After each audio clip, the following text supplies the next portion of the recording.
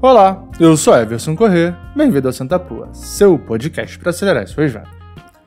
No programa de hoje eu vou continuar com o treinamento lá de inteligência emocional da Conquer.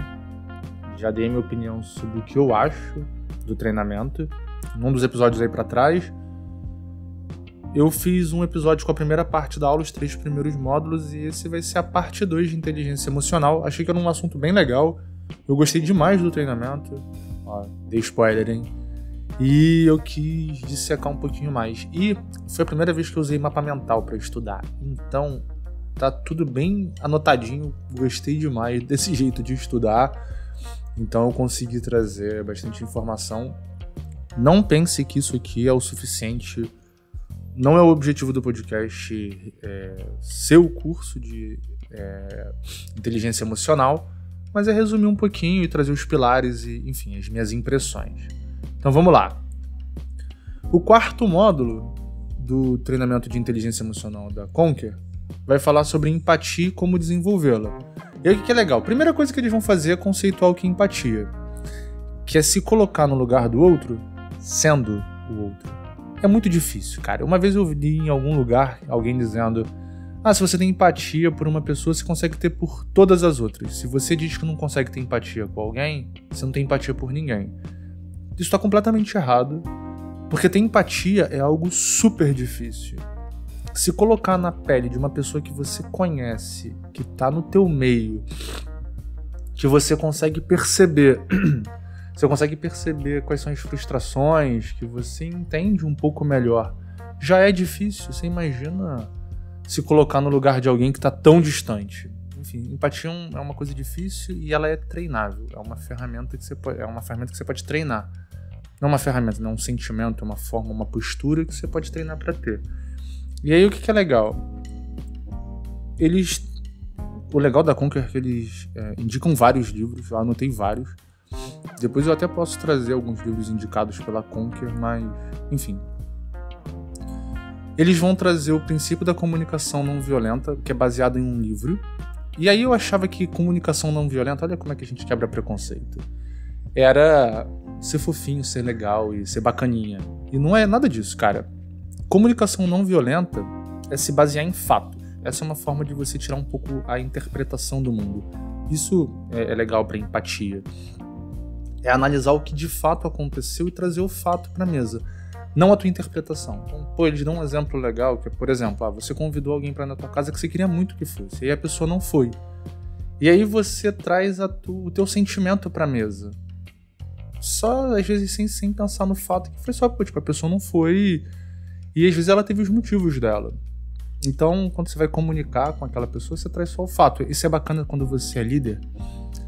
Quando o teu executivo, o teu vendedor faz uma besteira, a tendência é que a gente queira logo dar o esporro falando que o cara é burro, sei lá. E aí quando você entende a comunicação não violenta, você vai trazer os fatos pra mesa do tipo, você ficou de mandar a proposta pro cliente na data tal e você não mandou, você ficou de fazer o follow-up com o cliente tal e não fez. E aí quando você enumera os fatos, o cara vai percebendo, ele mesmo vai percebendo que ele errou. E aí você traz os fatos, que você não enviou a proposta na data tal, logo esse cara fechou com um concorrente porque não tinha uma proposta nossa, e aí quando a gente foi identificar o motivo da perda, a gente percebeu que perdeu um negócio porque a gente não mandou proposta. Bom, isso é fato. Não tem interpretação, não tem emoção nenhuma, eu só estou trazendo o fato para a mesa. E esse é um princípio de comunicação não violenta. Eu não sabia que eu praticava comunicação não violenta. Que é isso, trazer sempre o fato pra mesa, tirando um pouco a carga de emoção. Uma coisa legal que eles vão trazer é o bloqueio da empatia. Tem um passarinho aqui, não sei se deu pra ouvir, mas enfim. Tem o bloqueio da empatia, e aí é legal que o julgamento. A gente sempre vai julgar, sempre vai ter um pouquinho de preconceito. E é importante que a gente não julgue, senão você tem que se colocar no lugar da outra pessoa. Então, às vezes, você tem aquele preconceito, você já quer dizer qual seria a tua experiência, como você faria. E isso é um problema, porque você está julgando a atitude da outra pessoa sem se colocar no chinelo dela. Juízo de valor versus juízo real. E aí é isso, você dá o valor, você trazer o seu sentimento sem pensar no fato em si. Um dos bloqueios é aconselhar, né, que era um pouquinho desse julgamento. Pô, você já quer dar o conselho logo. Não, cara. Às vezes a pessoa só quer desabafar. E competir, um dos bloqueios da empatia, competir no sentido de a pessoa fala assim, poxa, mas o meu pai tá doente, sei lá, gripe. E aí você já manda logo, tá bom, mas meu pai tá com Covid. Ou, pô, meu pai tá com um nódulo benigno. Pô, meu pai morreu de câncer. Ou conheço alguém que não sei o quê. Enfim, você quer competir. É meio que transformar o problema do outro sempre em um problema menor. E eu sei que às vezes a gente faz isso de maneira natural pra mostrar pra outra pessoa que aquele problema nem é tão grande. Mas isso não deixa a pessoa menos triste. Só deixa a pessoa triste com o problema e triste porque tá se sentindo triste. Consolar, no sentido de tratar o outro como coitado, como se a outra pessoa fosse uma vítima, e encerrar o assunto. No sentido de a pessoa começa a falar, você já, eu não quero falar sobre isso. Esse aí eu sou especialista em encerrar o assunto. Às vezes eu não gosto muito de conversar.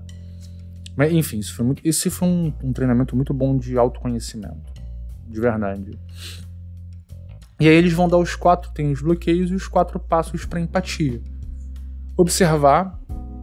Esse é importante. Escute com atenção, com curiosidade, pratique a escutativa. Queira realmente que a pessoa diga o que aconteceu de fato. E aí é legal que quando você tá ouvindo de verdade, com curiosidade, você vai fazendo perguntas pra pessoa para que ela te explique os fatos, né? Pô, não, me explica aí e tal. É legal que quando, às vezes, a pessoa vem muito estressada, você pede pra pessoa enumerar os fatos. Não assim, pelo amor de Deus, mas você vai, não, pô, me conta aí como foi exatamente. A pessoa vai dizendo os fatos, ela mesma percebe que aquilo nem é tão grave. Você não precisou dizer pra ela que aquilo não era tão grave. Era bem legal, esse é um exercício bacana. Vendedor que não tem escutativa desenvolvida tem problema. Então isso é importante. Sentimento. Espera o sentimento da outra pessoa envolvida, mas dentro do que a pessoa está contando, mas não é explorar de um jeito negativo, é isso, praticando a escutativa, tente entender por que a pessoa se sente daquela forma, entenda a necessidade não atendida vai gerar frustração, então, eventualmente, a necessidade é diferente do que a pessoa tá expressando, então, às vezes a pessoa está muito frustrada com alguma coisa, porque tem uma necessidade lá no fundo não atendida. Então, entender exatamente qual é a necessidade que a pessoa queria atender vai te fazer entender um pouco melhor o contexto. E aí você pode fazer um pedido no sentido de, pô, você se importa se eu te der um conselho? Você se importa se eu te sugerir uma coisa? Enfim, diferente do bloqueio da empatia, que você já quer dar o conselho logo, aqui não. Aqui você pergunta se para outra pessoa é relevante que você fale. Então é bacana. Aí ao pedido de empatia, você pode pedir empatia para outra pessoa e aí tem um pedido, uma forma certa, não certa, mas mais assertiva de pedir empatia. Aí você vai pedir, por exemplo, você vai brigar com alguém, não brigar, você vai cobrar alguma coisa de alguém, você vai, a mulher dá um exemplo legal, tipo, casal, o marido deixa a toalha na cama, e a esposa quando vai falar com o cara, olha, quando você deixa a toalha na cama, é um fato específico, eu me sinto frustrada porque a cama tá molhada, porque, enfim, você não fez o que a gente combinou. Então você dá o seu sentimento em relação àquilo e a sua percepção sobre aquela realidade.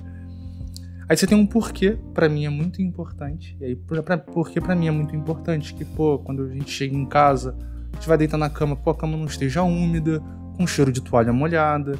Eu quero que o nosso ambiente aqui no quarto seja mais agradável. E aí você vai fazer o pedido. Será que você poderia, não deixar a toalha molhada? O que é legal, né? A toalha molhada na cama? O que é legal aqui? Muito provavelmente a pessoa que deixa a toalha molhada na cama não tá fazendo de sacanagem. E a mulher fala exatamente isso, a facilitadora. Não lembro o nome dela, gente. Devia ter anotado.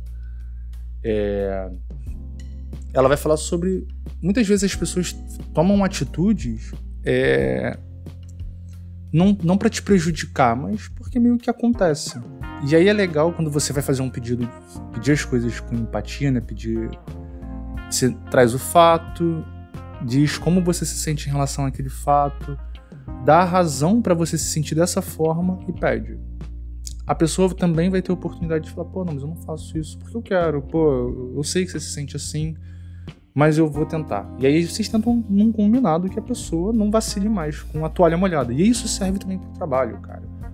Pô, eu preciso que... Quando você não faz os follow-ups, a gente perde determinada coisa. Quando você briga com outro funcionário, grita e humilha o cara, a equipe vai se sente desmotivada. Porque para a equipe é importante que o ambiente de trabalho seja mais saudável. Então você pode, ao invés... Se você está muito estressada, não fala na reunião. Depois você me chama e a gente conversa. A gente pode fazer assim. E essa é uma forma de pedir que a pessoa tenha empatia em relação à equipe, ou então a você. Enfim. Achei isso aqui bem legal, uma ferramenta boa para você conversar com alguém e pedir alguma coisa. Especialmente quando a pessoa está errada. Errada na sua opinião, obviamente, no seu ponto de vista. E aí a consciência social, trabalhando a inteligência emocional com o seu time. Então aí você começa a ter esse relacionamento entre empatia e a consciência de grupo. Consciência social no sentido de entender que o grupo interage. E aí você tem que perceber como as pessoas agem, interpretar e observar, e aí entender como é a dinâmica do grupo, e aqui entender a dinâmica sem colocar rótulo. Aquele ali é frágil, aquele cara é muito emotivo, sem o rótulo, sabe? É mais entender qual é a dinâmica do grupo, do teu grupo, do teu time, da tua família, enfim. E aí eles definem alguns grupos, mas aqui eu não vou entrar muito no assunto porque não acho tão relevante. Bom, aqui finaliza a quarta aula de empatia. Até aqui eu tinha gostado muito do curso, do treinamento. Aqui eu já começo a gostar um pouco menos, mas eu sei que é um pouco de preconceito meu. Vou trazer as aulas, um pouquinho do que eles falam nas aulas e o porquê que eu não gosto tanto, tá? Vamos lá, Ciência da Felicidade é o 5º módulo. E aí o que é bacana é que eles começam dizendo quais são os mitos da felicidade, dizendo que felicidade é um assunto muito abstrato, que não dá pra aprender, felicidade não depende de mim, e felicidade vai impactar negativamente no meu trabalho. Aqui já começa por que eu não gosto tanto, porque pra mim, sim, felicidade é uma coisa abstrata, mas que de fato, não sei se dá pra aprender a ser feliz. Eu não sei se eu gosto disso, assim, preconceito, tá? Não sou psicólogo, mas como eu gosto de estudar um pouquinho essa área, eu não sei se eu gosto quando a pessoa fala que felicidade é uma coisa que se aprende. Não sei, cara. Você pode estar alegre, você pode ter como foco, acho que é o Karnal que fala que felicidade é um estado que você pode ter ou não ter, e é diferente de estar alegre, mas, bom, não sei, pra mim felicidade continua sendo algo abstrato. Aí a fórmula antiga da felicidade, né, que é trabalhar, acumular pra depois curtir. Pra mim isso não é felicidade, isso aí pra mim é a fórmula antiga de como você vive. Antigamente a gente se pensava assim, você trabalhava pra acumular grana, pra ter uma aposentadoria tranquila, e aí você não vive. Bom, eu não sei se isso pra mim... Bom, pra mim só acontece porque antigamente era diferente. Hoje em dia as pessoas, elas prestam mais atenção no caminho, não no resultado final. Então, quando você trabalha com gerações mais novas, é importante você entender que as pessoas não vão trabalhar na tua empresa 20 anos, porque elas não vão trabalhar pra caramba pra acumular pra aposentadoria. Entender isso...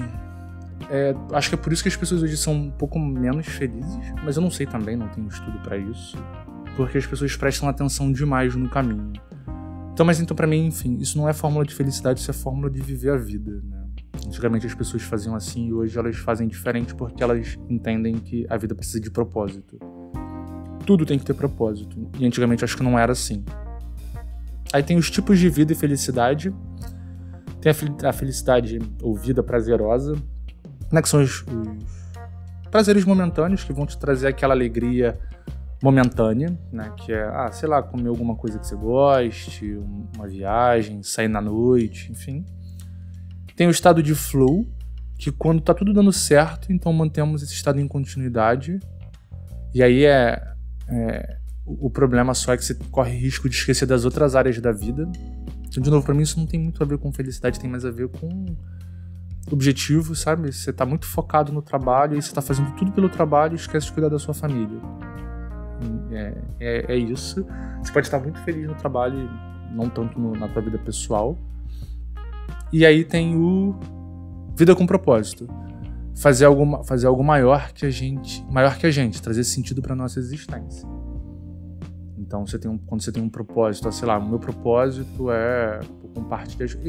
Bom, aqui está um pouco da minha discordância com esse tipo de pensamento. Assim. Eu acho que a vida tem que ter propósito, sim, mas não um propósito maior que a gente, porque não precisa. E é isso que eu acho que deixa as pessoas frustradas. Você tem que ter um propósito maior que você, e você não precisa. Você pode ter um propósito pequenininho que te satisfaça, e é isso que é legal. Então, pra mim, não é a ciência da felicidade, mas essa ideia de tudo tem que ter propósito, é a ciência da infelicidade. É achar que você vai conseguir deixar um legado quando 99% das pessoas não vai deixar um legado pra sociedade, quando morrer, ela morre direto. Diferente de, sei lá, um grande compositor que ele vive pra sempre, através das próprias músicas, através do legado que ele deixa. A gente que é normal tem pouco legado grande pra deixar, a não ser na nossa família, nos nossos amigos.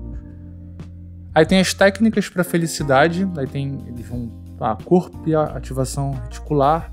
Aí vai falar de atividade física, vai melhorar o estado do teu corpo, então você pode ser mais feliz. Aí vai ter ativação reticular, né, as 3 gratidões. Eu não gosto da palavra gratidão de partida, então eu tenho um pouco de preconceito em relação a isso, mas eu concordo que quando você pensa nas coisas boas, a tendência é que você tenha um estado emocional melhor do que quando você só pensa nas coisas negativas. Um dia eu ainda vou fazer um programa só porque eu não gosto da palavra gratidão. Pausa, aí o mindfulness, que vai falar sobre meditação, você vai parar, analisar o teu dia, respirar um pouco. Meditação realmente funciona, realmente a tua cabeça funciona melhor quando você medita, quando você dá uma pausa. A gente vive num mundo muito acelerado e parar é importante, especialmente com o telefone na mão, cara. É uma desgraça, as pessoas nem conseguem dormir mais. Uma técnica: quem quer dormir, deixa teu telefone celular em outro lugar, não bota ele do teu lado, não. E consciência social. Isso aqui é uma coisa que eu concordo. Quando você faz o bem pro próximo, de fato, você tá fazendo bem pra você. Ajudar as pessoas te dá um sentimento de recompensa que é muito doido, cara. Muito doido. Então, realmente, te deixa mais feliz. Esse eu preciso concordar. Eles trazem uma escala de felicidade, mas, enfim, não é muito relevante. Bom, esse é o quinto módulo, né? A ciência da felicidade. Não sei se eu concordo 100%, mas tá bonito, faz parte. E aí a 6ª aula, que vai ser gerenciando o relacionamento. Eu gostei bastante da aula, mas tem uma parte da aula que eu não gostei. Que é bem a primeira mesmo, que eles dão bastante foco, que vai falar sobre criação de padrão. Por que eu não gosto dessa parte? Não, vamos lá, vou dizer primeiro o que eles falam e por que eu não gosto depois. O fato, ele gera uma emoção, que gera uma crença, que gera ação, que gera resultado. Justo. Só que aí ele vai trazer uma fórmula, que eu não me lembro exatamente, mas um dos aspectos da fórmula é a relevância emocional para você criar um hábito, para você criar um padrão. E aí o cara diz, por exemplo, você quer ir na academia, você quer começar a malhar para ter, pro teu corpo ficar melhor. Você precisa fazer atividade física pra ter longevidade, pro teu corpo ficar melhor ao longo do tempo.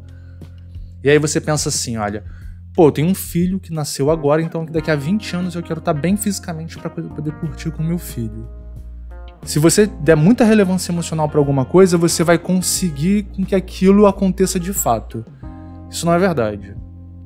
Não é assim que as coisas funcionam. Porque ele dá até o exemplo do cigarro, né? Você dá uma relevância emocional, eu quero parar de fumar, porque senão eu posso ter câncer, não sei o que, bababá, e eu vou dar bastante peso emocional e eu vou conseguir parar. Se isso fosse verdade, não tinha um fumante. Porque todo fumante sabe que o cigarro faz mal. Nenhum fumante é bobo. A não ser quem é negacionista. Então, nenhum não. 99% dos fumantes sabem que o cigarro faz mal. E mesmo assim eles continuam fumando. Então, a criação de hábito, ela não passa por relevância emocional necessariamente. Por exemplo, olha, você quer ganhar o hábito de... Você quer criar o hábito de fazer atividade física. Você sabe como você consegue fazer isso sem relevância emocional? Sem colocar peso emocional? Porque isso, colocar peso emocional só vai te deixar frustrado e triste. Quero malhar. Trate a academia ou atividade física como seu trabalho. Você falta ao seu trabalho? Então por que você vai faltar à academia? Essa é uma forma de criar o hábito de fazer atividade física. Entender que aquilo é uma obrigação. Você tem que fazer. Estabeleça um horário. Então vou fazer atividade física, vou dar uma caminhada todo dia às 7 da manhã. Facilite para que o seu corpo, para que você consiga cumprir aquela atividade. Então, vou caminhar 16 horas? Não, vou caminhar meia horinha. Então, 3 vezes por semana, às 7 da manhã, segunda, quarta e sexta, eu vou caminhar. Como é que eu vou fazer isso? Já vou deixar meu tênis preparadinho, café da manhã, já vou deixar minha cafeteira programada para 6h30 ela passar o café, já vem aquele cheirinho de café na casa. Tudo já no esquema para quando eu levantar 15 para as 7 eu levanto e boto o tênis e vou caminhar. Ou então faço isso na hora do almoço, ou então faço à tarde ou na noite, enfim, dependendo de como for a tua rotina. Você vai encaixar o exercício físico em algum momento e vai tratar ele como trabalho. Essa é uma forma de você fazer atividade física. Não é dando peso emocional. Não é pensando no resultado. Você tem que pensar que você precisa fazer isso agora. É isso. E qual é a fórmula do hábito? Qual que é o hábito que você tem? Gatilho, o hábito e recompensa. Essa é a fórmula do hábito. Gatilho no sentido de alguma coisa, sei lá, se você come muito, você percebe que, 3 horas da tarde você come um doce. Provavelmente tem um gatilho mais ou menos nessa hora, que às vezes você tá no meio do trabalho, já no meio da tarde já tá meio cansado, então tá com baixa energia e já tá meio estressado. Isso gatilha. E aí você quer uma recompensa que é aquela sensação do doce. Às vezes é só mais energia no teu corpo, então é só pra quebrar o tédio e dar uma dopamina no teu corpo. E aí o teu hábito é comer o doce. Você quer quebrar isso aqui? Você tem que identificar qual é o gatilho, qual é o hábito e qual é a recompensa. Quer trocar esse hábito? O gatilho você não consegue trocar, nem a recompensa. Troca o hábito. 3 horas da tarde você tá começando a sentir meio baixa energia. Você começou a sentir assim? Levanta e vai dar uma caminhada. Sabe, eu moro em casa, né? Estou numa casa, na verdade. Quando eu começo a me sentir meio cansado, que eu sei que vai me dar vontade de comer alguma coisa, eu já sei que é porque eu tô entediado. Então eu pego, levanto e vou dar uma caminhada, não uma caminhada de 2 horas. Eu pego, vou no sol, fico 5 minutinhos. Isso já gera um pouquinho de dopamina, eu volto pra casa, não preciso comer o doce. Essa é a fórmula do hábito. Se você quer trocar um hábito, entenda que você precisa trocar o hábito. Gatilho e recompensa você não consegue trocar. Quer entender um pouco sobre hábito? Leia o livro O Poder do Hábito. Bem calcado em ciência, não é livro de autoajuda, e te faz entender um pouco de como você reage e como é que você identifica os gatilhos. Vale muito a pena. Enfim, passado essa parte, eles vão falar sobre criação de padrão e REM, que é um modelo deles, né, que é reconhecer, ter consciência do fato, entender o que fazer diferente ou melhor para mudar, entender o que impede a mudança, investigar, que é entender as necessidades para que a mudança aconteça, e negociar motivação versus disciplina. Tem coisa que não precisa de motivação, precisa de disciplina. Atividade física é uma delas. Se você esperar motivação para malhar, você tá ferrado, você nunca vai malhar. Você precisa de disciplina. Se não falta ao trabalho, se não falta à escola, por que você vai faltar à academia, por exemplo? É disciplina, não é motivação. É igual acordar cedo, não precisa de motivação, precisa de disciplina. Certo? Vai falar sobre os tipos de relação. Isso aqui eu achei bem legal, talvez tenha sido a parte tipo de relação, porque é uma aula de gerenciar relacionamento. Eu gostei muito da ideia porque ele usa uma metáfora muito boa, que existem as relações de jogo de tênis, que você tá botando força, você tá tentando derrotar o outro adversário. No final de um jogo de tênis, os dois vão estar cansados e só tem um vencedor, então é uma relação ganha-perde. E existe a relação frescobol. Se você já foi na praia e já viu alguém jogando frescobol, frescobol foi um esporte inventado no Rio de Janeiro, né, porque tem uma cultura de praia fortíssima. E o legal, tem uma praça onde foi inventado o frescobol no Rio, e diz assim, ó, frescobol é o único esporte de verdade, porque não existem ganhadores e nem perdedores. Quando a bola cai, todo mundo perde. Então quando você vê os caras jogando frescobol, botando força, cortando, é porque ele quer deixar o jogo mais desafiador. Ele quer que o jogo flua de maneira mais forte. Então ele é um cara que vai trabalhar em alta performance. Mas não significa que ele quer que o outro cara deixe a bola cair. Pelo contrário, se a bola cair, o jogo acabou. Perde. Todo mundo perde. Então a força ela tem que ser medida na capacidade da outra pessoa de responder. Então as relações frescobol são mais saudáveis e ou todo mundo ganha ou todo mundo perde. Isso eu achei bem legal. Ele vai falar sobre gerenciamento de conflito. E aí você tem a empatia. Para gerenciar conflito, você precisa entender o porquê que a outra pessoa está se sentindo daquela forma. A fase de negociação, você pode influenciar, e aí tem os estágios da influência, né? Você tem que ter conexão, criar relacionamento, confiança, valor para então ter influência. Isso é importante entender quão você pode influenciar uma pessoa, só conhecer alguém não é. Você não tem quase poder nenhum de influência. E conexão. E aí é legal que eles vão falar sobre as 5 linguagens da conexão. Palavra de afirmação, presente, quer dar alguma coisa mesmo, toque físico, ato de serviço e tempo de qualidade. Esses aí são as 5 linguagens da conexão. Um conceito que eu nunca tinha ouvido falar, que eu achei bem legal, que é basicamente diferenciar feedback de feed-forward. Feedback é meio que olhar para o passado, e aí então você analisa o que a pessoa fez, e aí você dá um feedback positivo ou negativo, né? Você diz, olha, você fez isso é legal, você não fez isso aqui não é legal. Mas o feed-forward é legal porque você antecipa o problema e você já estrutura o futuro. Então você dá uma orientação preventiva e desenha a estratégia pensando no futuro. Então você pensa no futuro e depois dá o feedback. Achei bem legal. Uma coisa que talvez tenha sido a parte mais legal de todo o treinamento e talvez a mais importante, que é uma técnica para conversa difícil. Então você tem técnica, por exemplo, como é que você conversa com liderado de baixa performance? Você vai mostrar os dados, você fala dos pontos de melhoria e estabelece meta de curto e longo prazo. Cliente e negociação de preço. Então, de novo, a mesma coisa. Se o cara tá muito caro, eu não vou comprar, vou com a concorrente. Você traz dados, você mostra resultado, você pode falar de ROI. Você tira um pouco do peso em cima do preço de cima da mesa. Você começa a mostrar os resultados que o cara tem pagando por aquilo. E mudança grande dentro de empresa. Eu trabalho numa empresa que muda muito há algum tempo. E aí, nesse momento, o líder ele tem que ter um tom apaziguador, baixar os ânimos. Isso aqui pra mim é importante, você vai conversar com quem é muito cri-cri, quem é muito enfático, talvez antes da reunião, pra baixar a temperatura daquela pessoa e não deixar que ela influencie o time inteiro. Essas técnicas eu achei o show de bola. Na verdade, não pela técnica, mas mais pela consciência das conversas difíceis. E é sempre legal trazer dado. E aí aqui tem a última aula que vai falar sobre comunicação afetiva como ferramenta de inteligência emocional. E aí o facilitador vai falar: ficção gera experiência, que gera corpo, que gera potência. Praticar escutativa. Bom, deu para perceber que o mote de inteligência emocional é escutar o que a pessoa está dizendo.